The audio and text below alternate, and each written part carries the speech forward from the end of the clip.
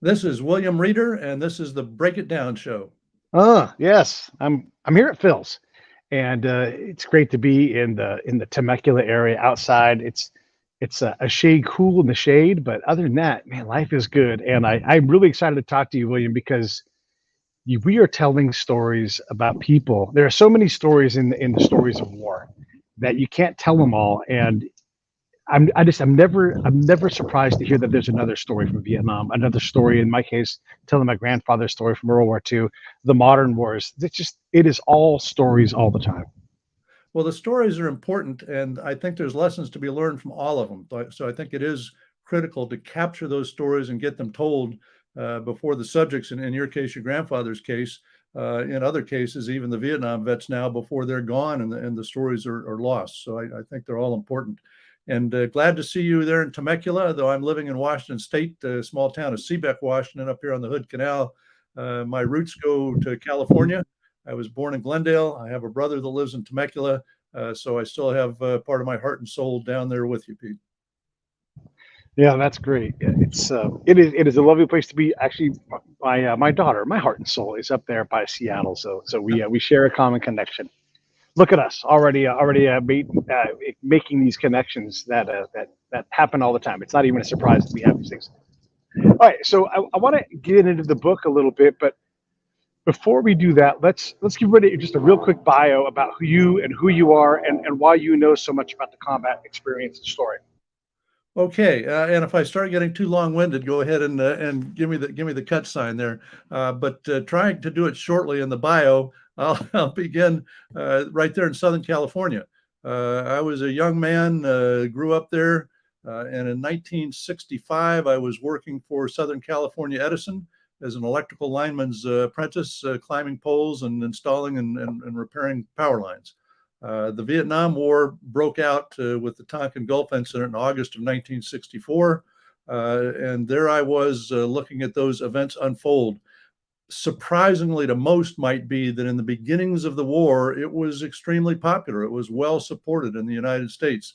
So I marched down to my Army recruiter in Santa Monica, California, and enlisted in the Army in August of 1965, and off I went.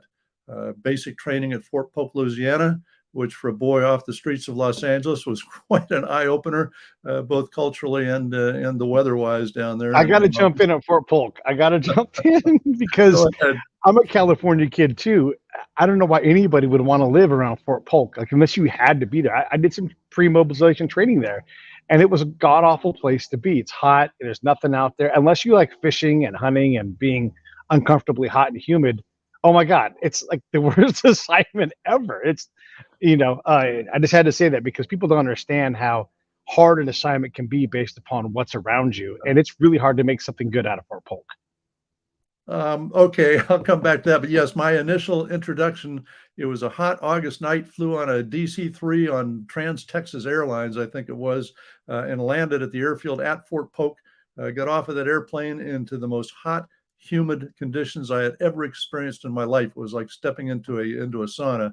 And that was my introduction. On the positive side, and I didn't experience any of this in basic training, but I will say that Louisiana has some of the finest food, greatest cuisine that I've ever had. So I do enjoy getting down there. But yeah, Fort Polk was. I'll leave it at that. So I did basic training, and then I was an artilleryman at Fort Sill, Oklahoma. Went to officer candidate school and was in the field artillery as a young lieutenant for a short time, and then applied and got accepted to flight school. And that was then 1968 when I graduated from flight school and a transition into advanced aircraft, the Mohawk, and went off to Vietnam for my first combat. So that was how I went from a young boy off the streets of Los Angeles into combat in Vietnam for my first exposure to war. When you say into combat, every era that's different, right? Like my grandfather has combat. We have to make sure we mention the Korean War veterans because they, for whatever reason, have fallen into this, not only their war, but their generation is in this crevice where we don't pay a lot of attention to them. Yeah, the forgotten war. Yeah, forgotten war, forgotten generation. The modern wars, right? It's tension. You never know when there's going to be a bomb. You never know what phone call is going to trigger something. And so you're waiting. And even if it doesn't happen, you still experience that shock. your life being on the edge, and your body chemically responds to these things. So, what is combat like for a guy in Vietnam? It's interesting that you raised that point, because in Vietnam, all of our fathers fought in World War II, and some fathers, and I had an uncle in the Korean War as well. But we looked at World War II as an example of that was war, that was warfare. Vietnam did not come close to World War II. In fact, we used to have a saying among some over there that it's not much of Vietnam's not much of a war, but it's the only war we got. But again, that perspective was us looking at our fathers in the big war in World War II. Now it's quite interesting when I interact with young people, young soldiers, sailors, airmen, marine that I see and talk to, and their experiences now in Iraq and Afghanistan. They're already looking back at Vietnam as saying, "Whoa, you guys were in some kind of a war over there, and our experiences today aren't that at all." Uh, I would say that any combat on any battlefield is much the same in that instant, in that space, when you're faced with enemy fire and you could be killed. You are having the same experiences that guys had in Vietnam and the guys had in World War II. Now, what was it like in combat for someone during the Vietnam War? Much the same with some differences, I guess. That first unit that I was in was flying that sophisticated Army reconnaissance airplane, the OB-1 Mohawk. It was a twin turboprop made by Grumman Ironworks, Grumman Aircraft. Our mission in that unit, there were 5 Mohawk units in Vietnam. 4 of them operated within the bounds, the borders of Vietnam for each of their core tactical zones in the country. Ours was the 5th. We were the bastard company, the special mission unit. All of our missions were out of country. We only saw South Vietnam for takeoffs and landings. So our missions were principally into Laos over the Ho Chi Minh Trail, up into North Vietnam, monitoring convoy traffic on the road network up there. And then I had one very special, at the time, highly classified mission into northern Cambodia, just a few months before the Cambodian invasion of 1970. So I'm trying to get at what it was like. Our unit, because of our mission, was exposed to it. We saw a lot of combat. We got shot at most of the time we were out there over that Ho Chi Minh Trail. Our daytime visual reconnaissance mission, which was my favorite, we flew in 2-ship formations with each of the Mohawks armed. We would get shot at a lot.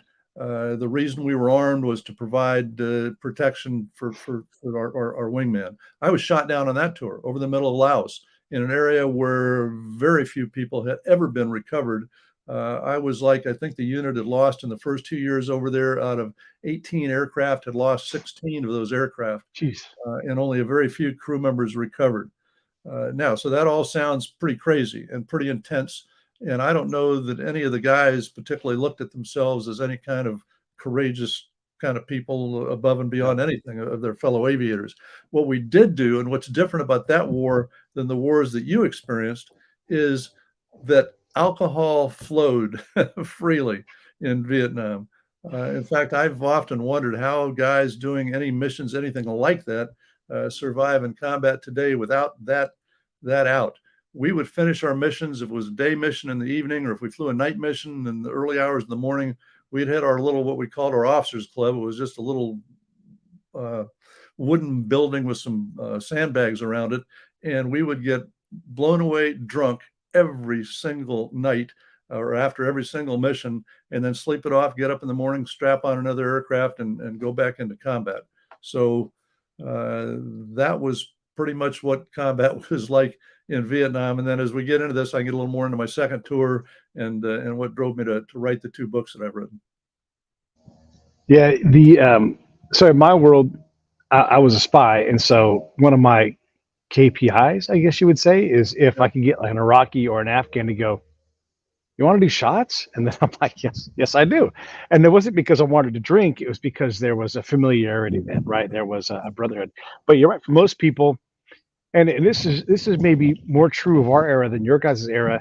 16-hour days, 20-hour days, 36-hour days are very normal, where you're just like, my job is to be off the camp, but I can't really reliably walk off the camp by myself. So I've got to go with the patrol.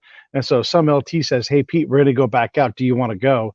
Not only is it a little bit of a challenge because I'm a civilian a lot of times in these cases, or, a guy who wears civilian clothes, but also that's my job is to go out. And so you just grab an energy drink and maybe a rolled up hot dog and you walk right back off the camp. And so we not only did not have the alcohol thing, but the op tempo, at least for a guy like me, was ridiculous. Because then you got to come back and I've got to write a report. I've got to plan my question sets for the next day. I've got to prep, and then I've got to do whatever recovery operation I have to do, and then you go back out. And so it was like constant, all the time, all the time, all the time. And if you got shot at, it was almost an inconvenience if there was an attack. Like we had a couple of RKGs thrown at us one patrol. This is in Iraq. For those who don't know, our RKG-3 is it's anti-tank hand grenade. You throw it up in the air, and it's got a little drone parachute, and it comes down and boom, and it blows up, and it's like a shape charge for the tank. So it didn't do any damage, but they did that, and because one of them didn't blow up, we owned that thing until EOD could come out. And unlike on TV shows, like EOD's like hup hup hup, and they're there in 15 minutes. It's hours and hours later, and so whatever else you had planned that day, you still have to do, but you got to sit around for 6 hours just cooking in 115-degree heat, waiting to be able to go do the next thing. And so it is funny how sudden and fast combat can be, but it's also amazing how slow it can be, and how, like, once you get used to it, I don't know if it works the same way if you're flying, but once you accept what's going on, once you've been in it enough, it's almost like, yes, there's flak, but I'm going down this path no matter what. So that doesn't matter. And for me, in my patrols, when we were getting shot at, it's like, I know what I have to do. It's this very specific thing. And so I'm going to go do that. And everything really slowed down. The heart rate would still be up a little bit, but not like before. Like when you get that adrenaline hit, it was a lot more calm and reasoned. Yeah, no, you're exactly right. I remember that first tour flying on that contract aircraft into Saigon, Tan Son Nhut Air Base, and we were up very high, and off in the distance we could see some things exploding in the air and fire, and it was very tense, just circling down and landing in Saigon. Boy, I tell you, that quickly came into perspective when you're actually flying combat missions. You see tracers and bullets going right by your cockpit. So that was a naive introduction to Vietnam. But yeah, once you're flying those missions every day, I guess in one sense they remain scary because you'd be crazy if there wasn't fear in that. But at the same time, you start to develop a mental pattern that I had and saw in people on both my tours. And that was because and we'll get into that second tour where things really went to hell in a handbasket quickly. But you see things happening, you see people getting shot down, you see people being killed in the air and on the ground. And the attitude is the unconscious feeling is whatever happens, whatever bad things happen to that other guy. It's not going to happen to me. People are getting killed, people are getting wounded, some people are getting captured, but it's not going to happen to me. I think without that mental process, it would be very difficult to go into combat day after day after day if you thought that really, today's the day I'm going to die on the battlefield or something terrible is going to happen to me. Then just one other comment on the op tempo. That is a big difference. Not only our daily op tempo, which was, we had other jobs to do other than the missions, and we'd fill up a day, but we could generally get a decent night's sleep unless you elected to stay up too late drinking. It was supposed to be 8 hours between bottle and throttle, and 50 feet between cigarette. A lot of people smoke cigarettes and cigarette in the aircraft, but we kind of laughingly joke, it's no drinking within 50 feet of the aircraft and no smoking 8 hours before, something ridiculous like that. But yeah, so the daily op tempo was, I think, more intense for you guys. And then the thing that I've recognized since, and I did a lot of leadership development work in retirement now out at Fort Lewis with the Stryker Brigade combat teams. And so I've saw these guys, we would go to Vietnam for a year. I extended to just over a year on my first tour, but we'd have a year in combat, and then we get usually a couple years back in the States before going for a second combat tour. And most aviators got at least 2. But 3 tours was about the max for anybody during the Vietnam War, unless they volunteered. You guys were going over on deployment after deployment after deployment. In fact, I used to feel for the Navy because they'd go out to sea for 6 months or something, all the, routinely making 6 month deployments until we got into Iraq and Afghanistan. And the U.S. Army was just deployment after deployment after deployment into combat. Yeah, those indefinite orders too. Like you'll be here until you're not, and you're like you don't know. Your family starts to crumble. I mean, it is really really tough. Let's get into the second tour and let's start to transition into extraordinary valor, because this is why we're talking ultimately. And for anybody who's checking it out, down below is the link. You can go into the comments on YouTube, and it's like on Facebook on the Break It Down Show page, and you can pick up the book there, or just go into the show notes in the promo. And you should see the link in there. And you know what I always say, buy two, buddy, read it. And I'm positive that you're going to read this book and get a new appreciation for, look, the when you step up, and then everybody's stepping up, and then you step forward when everybody's stepping up in that uncommon valor, extraordinary moments. These are the things that lead to amazing stories. So that's enough of a build up for that. Let's get into the second tour and the inspiration for the book. Okay, I came back from my first Vietnam tour. I spent 2 years in the United States. The Army was kind enough to send me back to college to finish a college degree in that time, so that was quite nice. And then I was going back on my second tour. I asked my assignment people if they would get me qualified in helicopters. I was fixed wing only on my first tour, and if there was any chance of getting checked out in the Cobra attack helicopter. They agreed to all of that, so I went to helicopter transition, Cobra qualification, and back to Vietnam on my second tour. I found myself once again, well, first of all, the war was winding down. Most U.S. forces had been withdrawn by the time I got over there in late 71. Every stop along the way from arrival until I got to my unit, whoever the assignment people were trying to rip me off for the headquarters. Hey, the war's about over. You need to stay. No, I want to get to a tactical unit. I ended up in another special mission unit that was the attack helicopters. Our unit was assigned the mission of supporting an organization called MACV-SOG, Military Assistance Command Vietnam Studies and Observations Group was what the cover name was, but most people knew it was the MACV Special Operations Group, and they did some very special missions, some deep reconnaissance with about 3 Americans on a team, and then a number of indigenous folks that would also make up that team. They had routinely gone over the border into Laos and Cambodia. By the time I got there, that was winding down. They were training South Vietnamese forces, special forces, to take over their mission, but they were still doing combat missions. And my very first mission in the unit, in fact, was over the border, involving a special team out of Thailand that we had to rescue. Things other than the special ops end were pretty quiet when I got there in late 71, but that changed as we got into 1972. The enemy was building up for their big major offensive of the war, the Easter offensive of 1972. So I found myself arriving worried I'd missed the war and wouldn't get a lot of action as a Cobra pilot, finding that I was getting a lot of action on these MACV-SOG missions, to finding that I was in the middle of a major conventional war by the time this Easter offensive got kicked off. The North Vietnamese sent regular army divisions into the South, so the guerrilla war was over and conventional war was raging. I was shot down on the 9th of May, 1972, while leading a flight of Cobra attack helicopters and some other support aircraft in operations at a border camp at Ben Het that was being overrun. I was shot down. I evaded, the aircraft came down spinning and burning, no tail rotor, engine shot out, fuel shells shot up. It hit, bounced a time and a half, and exploded on impact. Both my front seat and I got out. Regrettably, my front seat did not survive Tim Connery. I survived. I was paralyzed for a time. I was able to get up crawling.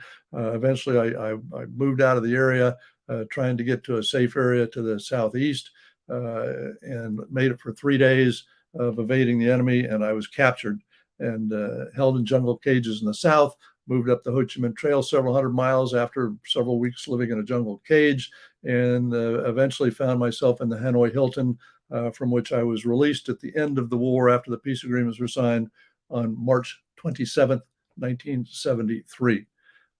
Out of that experience, I won't, maybe we can get a little bit later why I wrote that book, but I had this book in mind that I thought needed to be written. I didn't get to it for many decades later. It was published in 2016 by the Naval Institute Press. The title is Through the Valley, My Captivity in Vietnam, and it tells that whole story, all the details of all those incidents, me getting shot down and captured, and all that I went through in that journey.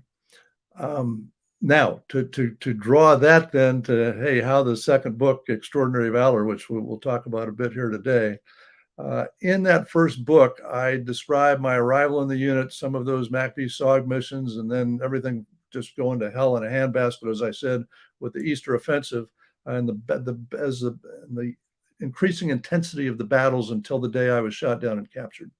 One of those battles, one of those fights that led up to my eventual shoot down, was a fight at a place called Charlie Hill, an old firebase Charlie in the Central Highlands of South Vietnam. I was part of a team of Cobras that supported those guys on the day and evening of April 14th, 1972. It was a horrendous battle. I wanted to include, and I did, at least a few paragraphs about that battle in my book, Through the Valley. In writing that book, all those decades after things happened, I found that many things were fresh in my mind. Some things were a little fuzzy, so I was checking and double checking facts. I wanted to be sure I had everything correct about that fight on Charlie Hill. And so I asked people that flew the mission with me, my other pilot on that mission, the other aircraft, Dan Jones, and others in the unit. They suggested I try and track down the American advisor on the ground at Charlie and pick his brain, which I did. Got a hold of that advisor, retired Army Major John Joseph Duffy. I sent a note to him or something. He called me and I answered the phone. I didn't know what the number was. And he said, Panther 3-6, this is Dusty Cyanide, which was, I'd only talked to him on the radio. That's all I knew. His call sign was Dusty Cyanide. I was Panther 3-6. I got the details from him to do the correct version of that battle in my first book, Through the Valley. But in the process of talking to him many times, he gave me that info, but he started dropping hints that, hey, this battle at Charlie was quite an important battle, and somebody ought to write the history of that fight. I think about the 6th or 7th time he dropped that hint, I said, okay, John, I'll do it. I've got it. I intended to just do a little bit of research, talk to him, talk to some of the other guys who were in the battle, write a little 20-page monograph on this, and be done with it. Say, John, there it is. You got the history of the Battle of Firebase Charlie.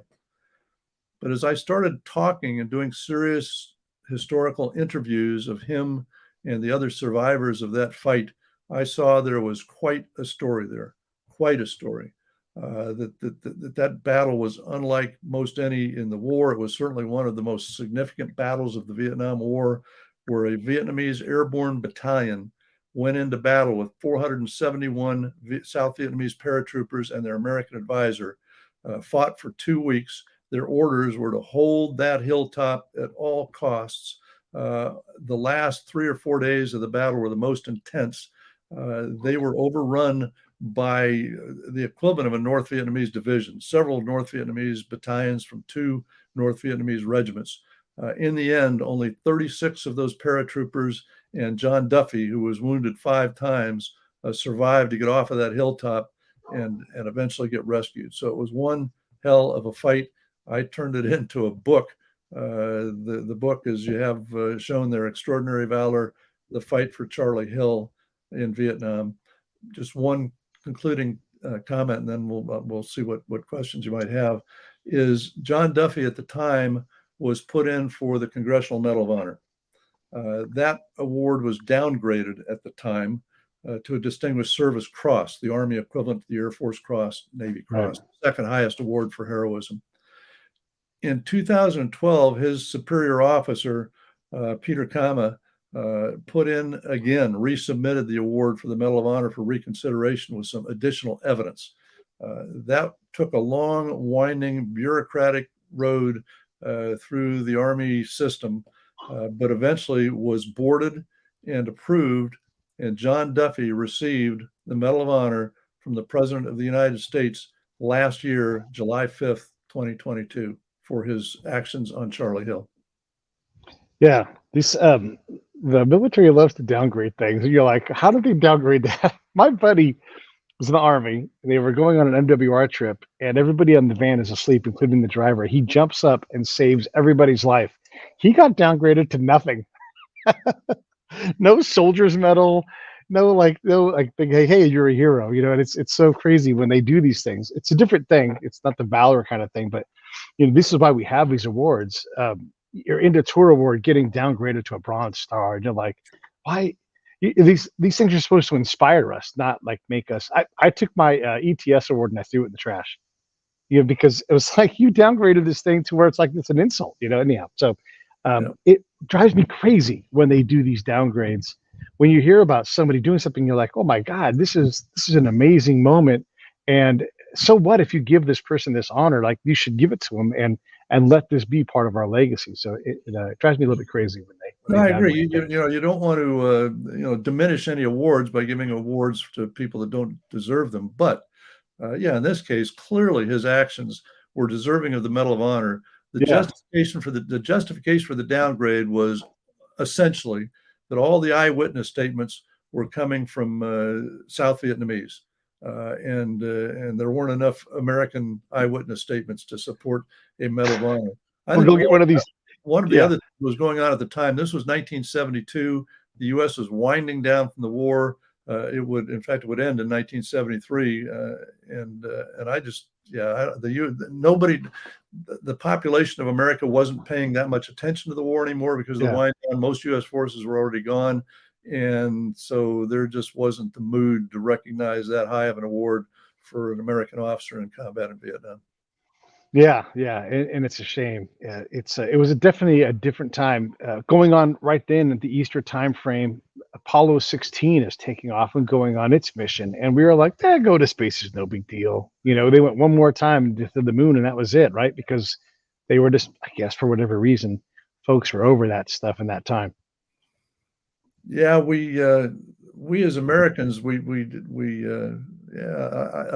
was going to say we have a short attention span. Maybe it's not that short, but it's a finite attention span that we get to the end of it and we want to go on to something else, which presents a problem in counterinsurgency warfare. And you, as a cultural expert and intelligence and spying and human intelligence, can appreciate that more than most. One thing in Vietnam, we didn't do that good of a job of coming to a cultural understanding of those people. We probably did better in Iraq and Afghanistan, but never have gotten perfectly to where we need to be to successfully wage counterinsurgency warfare. It's a tough nut to buy into, and I hope that in the future we think longer and harder before we try to buy into that kind of mission. I remember when the whole business started in Afghanistan and the invasion of Iraq, I made some comments to some people. I said, hey, we need to be careful or this is going to be another Vietnam. And to the person, their response was, no, you really don't know what you're talking about because this is different. This time is different. Well, we need the cultural understanding, and we need to take our campaign to address that culture. And B, which makes it particularly tough in any democracy, eventually your home population is going to get tired of this thing. And they're going to be clamoring for you to end it and come home. But as you know, counterinsurgency takes not only years and years, it can take decades and decades to accomplish your ends. And it requires a certain brutality that we're not comfortable with. And there's another confounding factor, and it's a little bit unfair, but really not. And don't give us too much credit on culture. We didn't learn the lessons, even though there's all kinds of papers written on lessons. We didn't have cultural competency at all, and we still don't do it. So let's understand that before we take on these fights, we refuse to treat. If we treated going into a counterinsurgency and doing groundwork face to face as seriously as you guys do flying a jet or a helicopter, it would be different. But we don't. We treat it like it's a silly secondary thing. And so a thing like working with an interpreter, we don't treat that like a professional skill. You just go out and you just like, I don't know, you just say things and they tell you. It doesn't work like that, right? And so the confounding factor with all this stuff is we're completely unprepared. And I don't want to get too fired up about this because this really shows about your book. But the other thing is that in the case of Afghanistan and Iraq, we were the insurgents. We came in and toppled the government and tried to put a new one in. And so we were fighting this counterinsurgency with mixed messaging, mixed doctrine, all these other things, and we were actually the insurgents. So we can't lose sight of the how complex and how hard. And you're right, it takes forever. It's fraught with errors. You have to go backwards 100 times to go forward once. And boy, oh boy, do we forget the lessons. Like if you were a unit 3 years before a unit that gets there, nobody has any idea what that unit did 3 years earlier. None. It's complete amnesia. And so very much like Vietnam from what I've learned about, except for you guys had a different kind of brutality than we all had brutality, but you guys had a different form of it than we did. And that's the big difference. Yeah, it's tough. It's tough. So when you look at the story of Charlie Hill and you get compelled to write it, I love that. That's how these things go. You're like, I'm just going to write a monograph. That's great. I'm going to do 20 pages. Then you realize I'm already basically halfway into this book. Let me just go ahead and, stop cutting things out and just make it happen. But is it more than that? I mean, is this like a mission for you? Like, did Duffy give you a command basically and say you have to do this thing? No, he didn't. Even though I was a captain at the time and he was a major, he appreciates that I retired as a colonel and defers to that sometimes. So we've become very, very, very good friends. Very close. Yeah. He's quite a guy. I guess on the why am I compelled to do that? First on the because the compelling came with the first book, or I never would have done any of this. And my impetus there was when I came back, I knew that I had a book to be written. I felt it was important to write because most of the publicity, most of the accounts written about the prisoners of war in Vietnam, both during the war and since, either about prisoners of war or by prisoners of war, have been the group of prisoners who were Air Force, Navy, Marine Corps pilots shot down over North Vietnam, captured in North Vietnam, and taken fairly quickly, in most cases, into the formal prison system in North Vietnam. There was a whole nother category of prisoners who were those of us who were captured in the South or in Laos, in South Vietnam or Laos, who had a much different experience. And that experience had not been widely written about. There are a few accounts. One that comes to mind was 5 Years to Freedom, and a couple of other books, but not a lot. Most of it was about the guys in the North. So I knew that there was a different story that needed to be told. And that was my main inspiration for writing that first book. And if anyone reads it, they will see, yes, and I really didn't want to write a This Happened to Me book, though I got several people suggested to do that rather than my initial intent. I was going to write a historical novel. Everything in it was going to be true, but I was going to tell it through about 6 fictional characters of all the stuff that happened. And that way it wouldn't have to be, hey, look, this happened to me. Two prominent people that reviewed my initial couple chapters. One was a gentleman named Joe Galloway, who was a co-author of We Were Soldiers Once and Young, made into a Mel Gibson movie. The other was Robert Mason, who wrote a book called Chicken Hawk about helicopter operations in Vietnam. Both of them, a few years apart, read my few first chapters and came back with the same comment. Hey, I see what you're trying to do, but why don't you just tell your story? So that's what I did. My book, Through the Valley, is my memoir of my experience in Vietnam as a POW. But in it, I relate to those other prisoners that I ran into, that I talked to, that I heard their stories. I include those stories in the book as well. So I think that the book does successfully tell that broad story of the Southern and Laotian Vietnam prisoner of war experience. So that's why I was driven to write that. Yeah, why didn't I write it when I first got back? Well, I came out of captivity through some medical treatment and hospitalization and went back to active duty and ended up commanding at all levels in the Army up through brigade. and was just a busy active duty serving guy and didn't have any time to be writing books. Yeah. When I first retired from the Army, I stayed pretty busy too. But at any rate, I got to a point where I said, "Hey, I got to get this book written." So it was finally published in 2016. The Duffy book, The Extraordinary Valor, which is essentially about two people, Duffy and his South Vietnamese counterpart in that airborne battalion.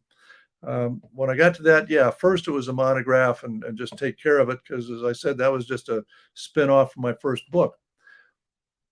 But when I started talking to those guys and learning more detail about what was going on the ground, uh, yeah, I felt it. No, it wasn't an order from Duffy. I mean, yeah, the monograph was going to be to, hey, get him off my back. But once I got into it, I was self-driven. I said, this is an extraordinary story of extraordinary valor. I've got to do the best job that I can to tell their story. And in the second book, I've got in my first book, he's got a few paragraphs in my book. In the second book, Extraordinary Valor, my experience that day and that night supporting that battle has a few paragraphs now in this in his book. There's a thing that happens. So you get Navy guys, Air Force guys, Marines. We don't always work together, but especially folks that work in the air and folks that are on the ground. I don't want to be in the air. I realize that when you're in a helicopter and someone opens up a 50 cal and shoots at something, there's probably something shooting back, and all of a sudden I'm like, whoa, hold on a second. But if you put me on the ground and make me walk through some valley, I'm a lot more comfortable. Right? Like, we have our spot. You experienced both. Obviously, you were on the ground when you get captured and everything. Do you what is your experience in talking to other people? Like, which to you seems more frightening, to be up in the air and be exposed, or on the ground and surrounded by 1,000 people or whatever it's going to be? On the ground by far, but I'm smiling because this brings to mind numerous conversations I've had with John Duffy, some with other people, but a lot of those conversations with John Duffy.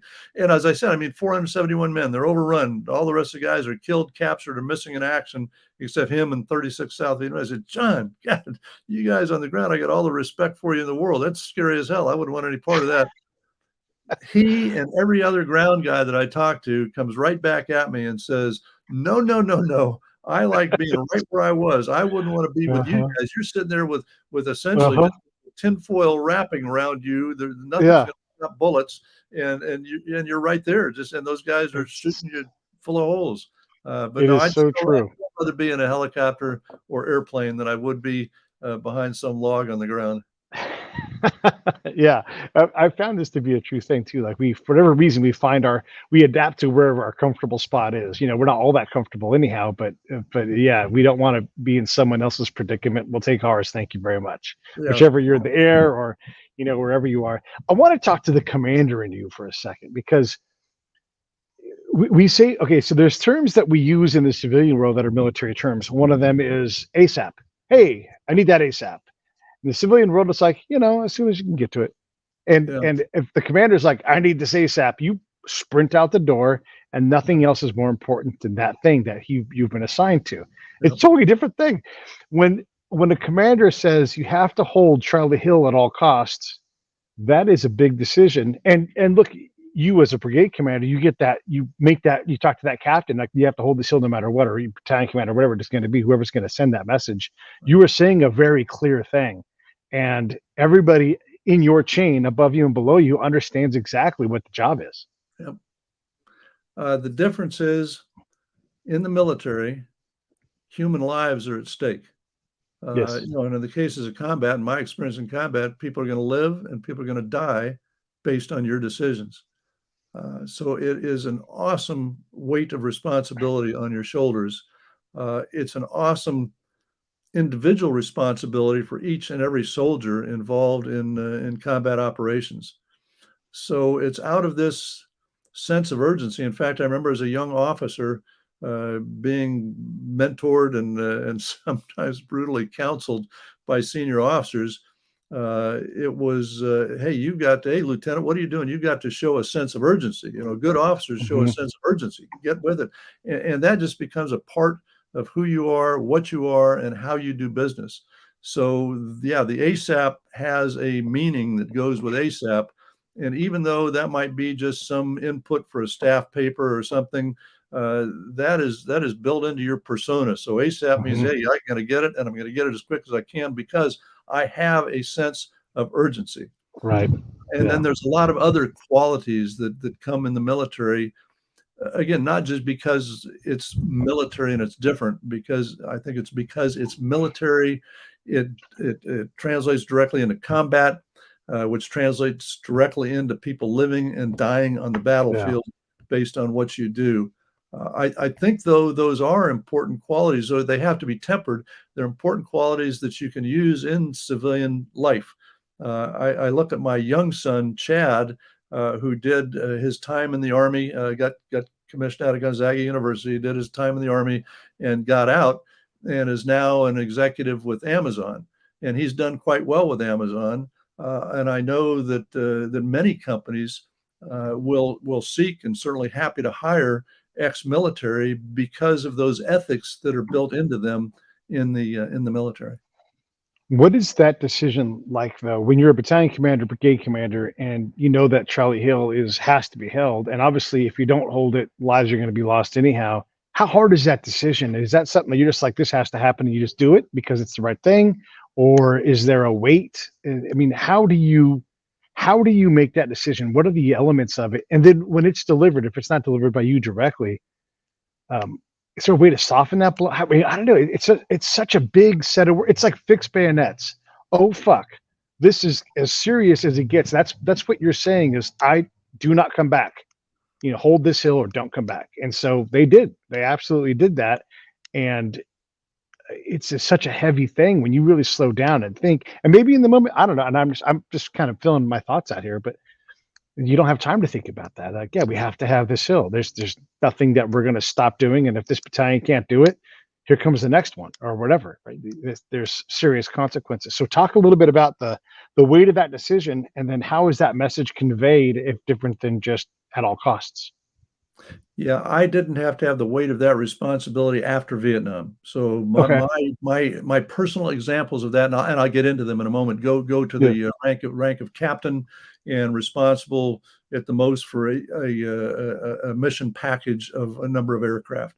Mm. That's my responsibility. And then a mission package of a number of aircraft that are involved in supporting, and in many cases, emergency extraction of special forces teams from the ground. So responsible for that whole recovery package. That's quite a responsibility in itself. Yeah. Um, but based on that, and then my experience in higher levels of command after Vietnam, yes, we train, we practice, we exercise, we develop our leadership over years at different levels of command, at different levels of experience, and not only the commander himself, but particularly his non-commissioned officers.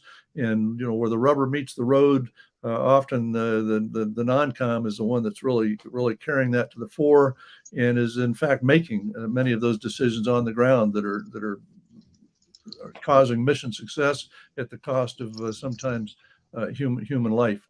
Um, so I think it's not automatic, but I don't think at higher levels of command you particularly sit there and dwell on, hey, what are the consequences of all these people? You weigh the necessity of the military operation. You Hmm. apply your ideas of the best way to conduct that operation, and it goes forth. And yeah, in war, in the military and combat, people, you're going to have casualties, and it's a shame.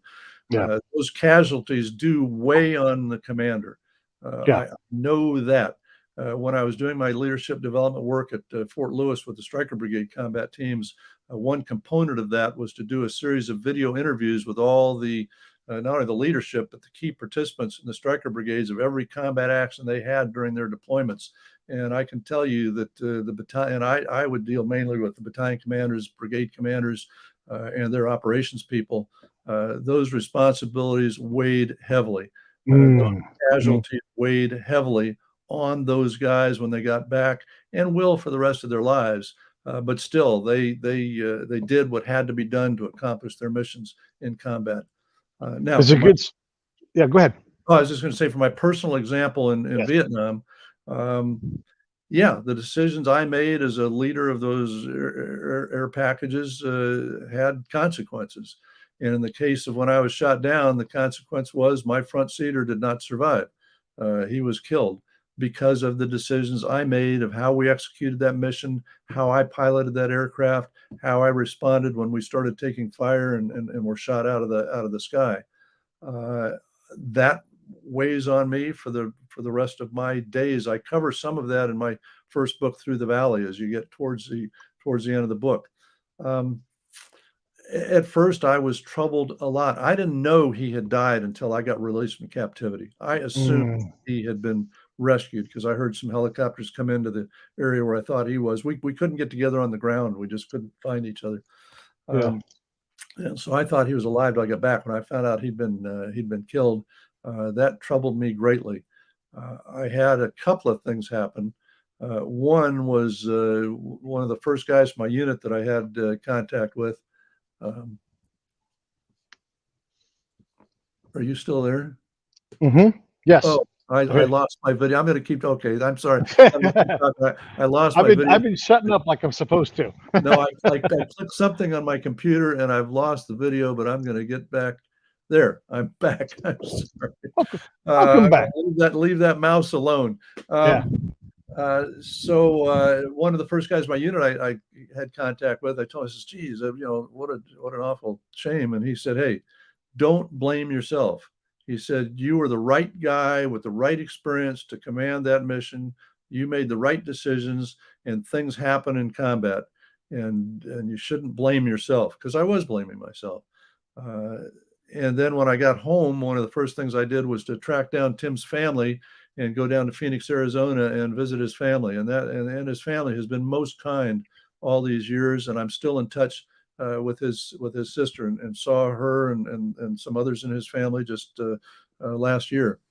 Yeah. So yeah, the answer to your question, yeah, it's an awesome responsibility. It weighs heavily, but we are military leaders, and we do the best that we can do, and we live with the consequences of our actions.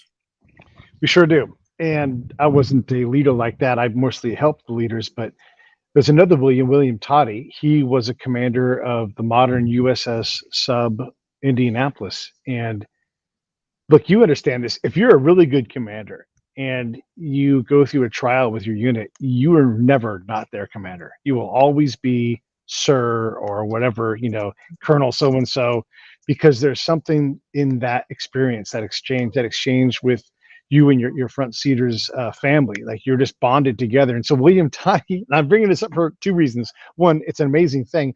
So he commands a submarine named after the USS Indy, and by default, he owns that entire community. So they're doing their reunion. And there's one dude left from the Indy alive. All those 1,200 people. There's one dude. He lives in my hometown. His name's William. His name's Harold Bray. And I'm going to put this link up here. If you guys want to support Harold and everything else, they're going to build a bronze statue for him in Benicia. And like a standard World War II guy, he goes through something amazing. He's like, why would you guys do that? He's like, I'm just a guy who was sitting on a deck in the middle of the night trying not to be hot and happened to survive, and I'm the oldest guy. But we all know better. And so if you go to beniciacf.org, you can find out. Just go to the thing where it says Harold Bray, and you guys can contribute there. The last guy left is Harold Bray, and they're doing the reunion organized by William Toddy, because just like your book that was started out trying to be a monograph and turned into a book, he's like, it's my responsibility. I have to do this. I am the commander of this thing now, and there's just no getting rid of it. And so if you guys want to come out to Benicia and check that out and meet all of the families of the Indy, it's really a powerful thing. And meet Harold, and you can yell in his ear. He didn't hear very good anymore, but he's a funny dude. So everybody should support that. But what is it about these commanders, right? Like why do you guys, not that you why, it's a terrible way to ask the question. You guys are bound to the men that you serve with, the women that you serve with, if that's the appropriate thing for the appropriate unit. What happens? Why does that stay for 40, 50, 60 years where, a person will get at the position of attention when you walk in the room out of respect? They don't have to do that. That's Dave and your Bill. Dave and Bill get together. Like, nope, I'm going to be at the position of attention until you salute me or something. It's a different thing. Yeah. Can you explain it? No. No, it's a bond like no other. And I mean, anybody in any organization, even your high school graduating class, there are different levels of bonds that develop and stay. The bonds that develop in military organizations, particularly during deployments, are tight. And those bonds in a combat situation are extremely, extremely tight. And some units continue to have unit reunions over the years. In our case, there's a Vietnam Helicopter Pilots Association that has an annual reunion. In fact, the next one is going to be in San Antonio over the 4th of July weekend. And during that big, broad helicopter pilots reunion, many of the units will have unit reunions as well. And our particular unit, the 361st Aerial Weapons Company Pink Panthers, we always get a number of our guys together. I didn't go to a reunion for years. I was busy. I was active duty. I was in the field, and I wasn't looking to think back on Vietnam. I was looking forward. But eventually, I finally went, and it was so awesome to walk into a room with guys that I'd not seen since standing on the tarmac the day I took off and got shot down and captured. It was an awesome experience, and I've been to probably most of those reunions in all the years since, and they do mean a lot. There is a brotherhood of guys that served together in the war, and it's there. And how else can I describe it or say why it's important other than you're there, you're risking your life together, and that is probably the most special bond that you can develop. Spies don't do this. We like you might deploy as a unit of spies. We just scatter to the wind. And when you're a commander of a company of counterintelligence agents, you don't know where anybody is. You don't know who's drunk. I mean, it's crazy. We're all out doing our thing, Right. but you've got a bunch of very unique assets. And so, as a commander of, say, like in Bosnia, it was 16 teams of 4 people. Poof, all gone. It's like there's no commanding that. And if anybody is going to hold the unit together, it's me. I'm not the commander, but I'm like, hey, our stories matter. This was a unique time. But if I didn't do it, we wouldn't do it at all.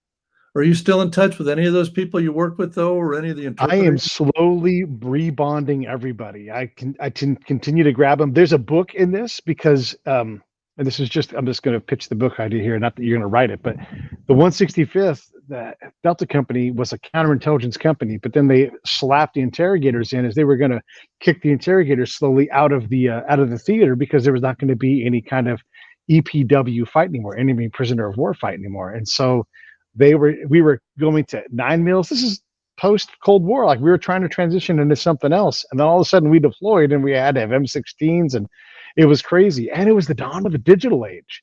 There were drones being flown on missions every day, and we were using laptops instead of pencils to write reports. It was amazing. And so I've been slowly grabbing these people and reconnecting and trying to get some unity in our unit. But our unit is very disparate, and there's a lot of people that are still working and all those things.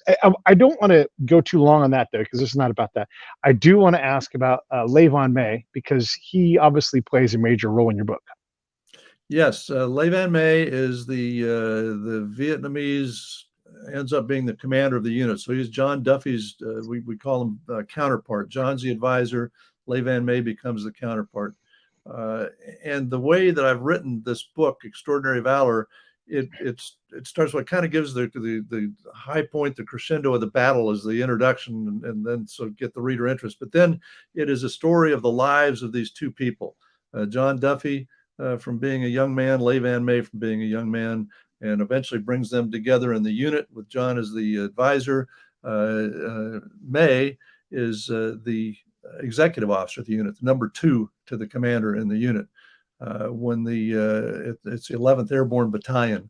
When that battalion is placed on Charlie Hill and gets into the battle, they come under extensive heavy enemy artillery. In one of the artillery attacks, the commander, Colonel Bao, the battalion commander, is killed.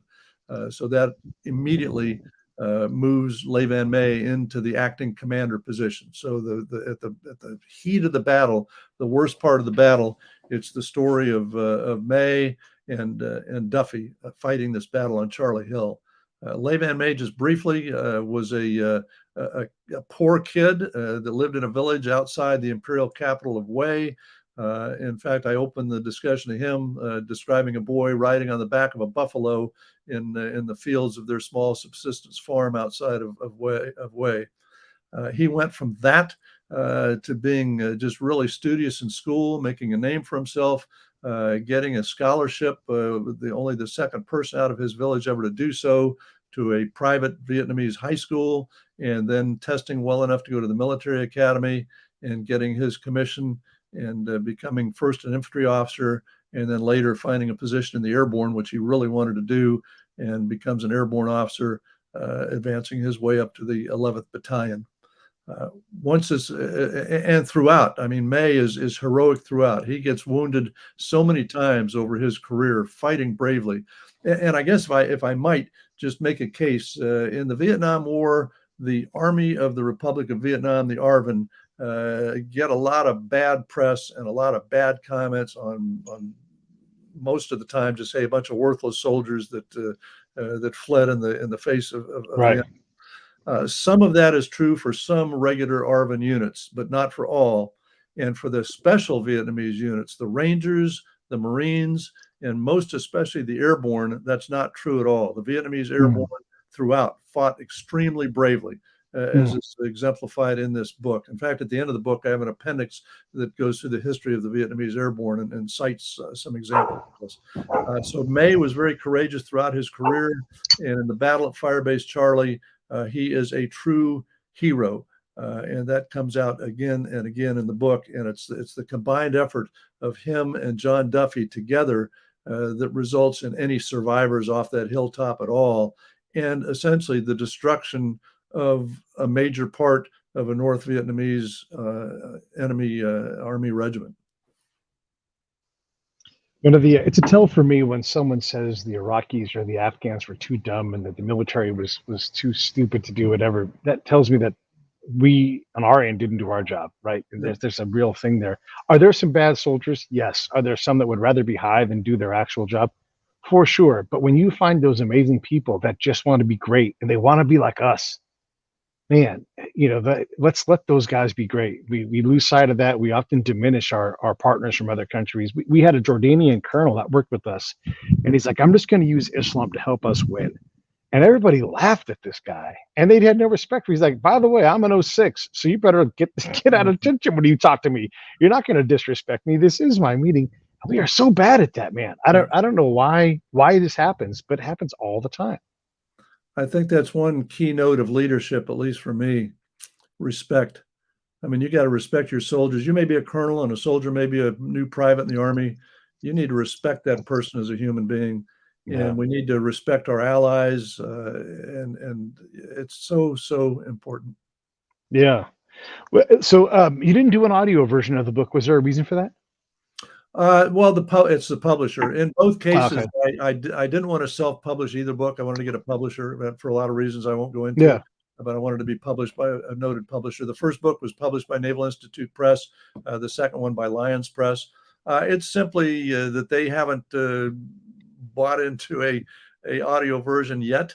Naval Institute Press, it took them a few years before they did. I think, and I don't know, I can't speak for the press. I think that they want to sell as many hard copy books as possible before they put out the option for an audio book. I know right now the first book is selling far better on the audio. There's a lot more audio selling right now than the paperback or the hardback.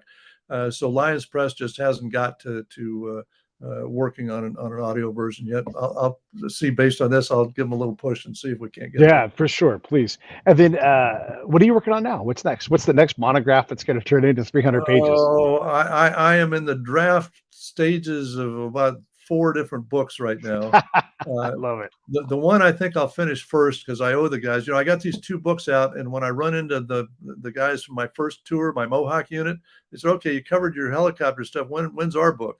Because as I said, that unit did a lot and had a lot of casualties. So that may be the next one that I write. I've also got my PhD dissertation from long ago. I need to get that into the form of a manuscript and off to a publisher. Would enjoy trying my hand at a novel. I have a couple ideas. Those are tough to get published, but I might. So yeah, I got about 4 different things I'm working on. I think this book on the Mohawk unit, the 131st Aviation Spuds, and all that they did and saw in that war, I think that may be the next one. Yeah, everybody go check out the book. I mean, look, they're always looking for something to read that's exciting. This is, I'll just say, this is man business, right? You got tough people doing tough things in tough times, surrounded by tough people fighting them back. And if you don't like that kind of story, then I don't know what to tell you. Like, that's incredible to see people pushing hard at their best and rising above. So great. Thank you so much for writing that story. Anything in closing before we wrap this up? No, just, I mean, so much. This would apply to combat experiences, to life's experiences, to just facing every day and getting things done. So much depends on attitude. You can get up in the morning pissing and moaning and trying to identify your list of 12 things that are all screwed up and wrong in the world. Or you can get up in the morning and look at it as a bright, beautiful day, which I do every day. And what are all the good things in life, and what are all the good things that I can do? And that optimism, I've always been an optimist. It grew even greater in my time as a prisoner of war. That, along with my faith in God, faith in family, faith in country, is probably the only reason I survived that captivity. And so I think the biggest lesson to come out of all of my writings is be optimistic, be positive, have a good attitude, and life is so much better. I got one more question for you. They got to sneak in. When you go to a party and you meet someone and they say, "Hey, what do you do?" What do you say? Because you got so many things you could say legitimately, and they would wow that person. But what do you say? Oh God. Okay. What do you do? I'm a semi-retired guy that lives on some acreage on the Hood Canal with some horses and ponies and a beautiful wife and enjoying my life. If we get into more detail than that, I just tell them, yeah, well, I was a retired Army officer and still part-time on some NATO leadership work. And that's about it. All right. Well, stand by. I'm going to run the credits. I'll be right back to you. Okay. Thanks, everybody, for watching. Hey, thanks for watching the show. I really appreciate it. Right here, you can subscribe. Please do that. It makes the show grow. Hit that notification bell so you know which incredible guest is coming up next. Down below is the PayPal link. You can put a small subscription in. That is an enormous help. All that money goes right back into the show. And then right up over here are the next episodes you should listen to, curated by yours truly.